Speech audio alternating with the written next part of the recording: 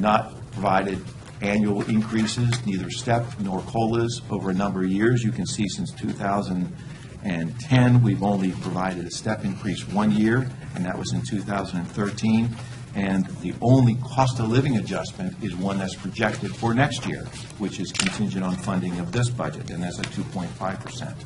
We have tried to get through some of the hard times with employees by providing bonuses instead of long-lasting pay raises. 2.5% in 2015, a 3% scheduled for this year, and a 1% scheduled for next year. The result of that, as we well talked about, is our salaries are no longer competitive with our surrounding counties.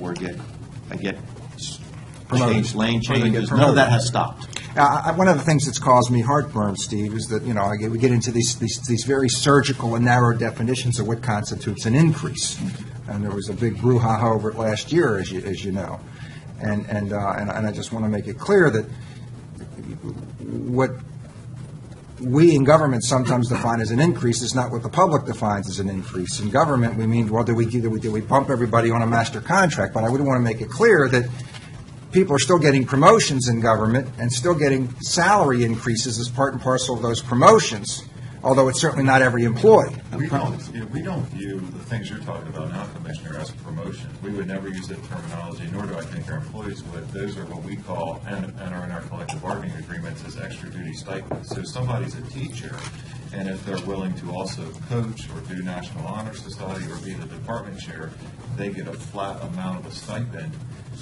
for doing more work. And so if somebody happened to be a department chair and they retire, we don't add another department chair. That same stipended amount is still the same. I understand. It just goes to the person willing to do more I know, work. I understand, John, but I just want to make clear we're parsing nuance right here, because if someone assumes more responsibilities, they make more money. We don't call that an increase in government necessarily, but I just want to wouldn't call that an increase anywhere. I mean, if someone's takes over a management responsibility they didn't have before, or someone was teaching and now they're an assistant principal or something like that, that doesn't mean we gave them an increase. It means that they're moving along within the system, but that doesn't mean we're paying our folks more. I mean, that's got nothing to do really with how competitive we are. And if we're underpaying for assistant principals, and the fact that someone was making, $50,000 as a teacher and makes, $55,000 or whatever it is as an assistant principal, it doesn't mean we've bettered the situation or our competitiveness for assistant principals. It just means that someone else has moved along in the system, right? And I'm happy to have the discussion, because sometimes people confuse that. They look at a salary line and they say John Doe made $50,000 this year and they made $70,000 this year, and no one recognizes the fact, well, this person was a 10-month teacher and is now a 12-month administrator.